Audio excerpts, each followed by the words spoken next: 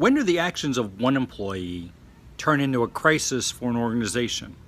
Well, in many cases, it's when the organization actually turns a blind eye or supports that. Just ask baseball.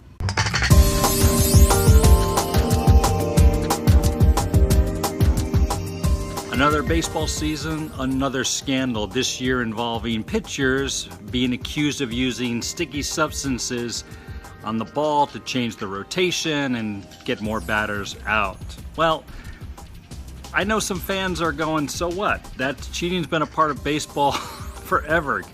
Gaylord Perry, the Hall of Fame pitcher, made cheating using different substances to manipulate the ball almost an art form and really a total career out of it. So when does it really become a crisis for baseball, or for that matter, organizations?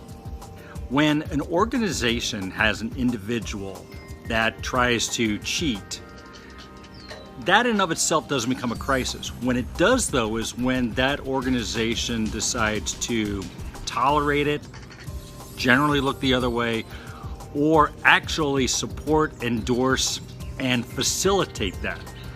The Houston Astros are now persona non grata to a lot of baseball fans for what is being viewed as having won a couple of World Series because they were cheating on an organizational-wide level. So think about that. When organizations think that, well, what harm is it going to do when my employee's doing this against our values? Maybe we'll turn a blind eye, or maybe even some managers, supervisors are encouraging them in some form or fashion to actually keep doing what they're doing. That's when it becomes a crisis. That's when the organization is rotting from within. And if that gets out in the public domain, you're going to have a big, expensive, long-standing, and potentially permanently debilitating crisis on your hand. So keep that in mind as you watch this year's pitchers be a little more successful than maybe they should.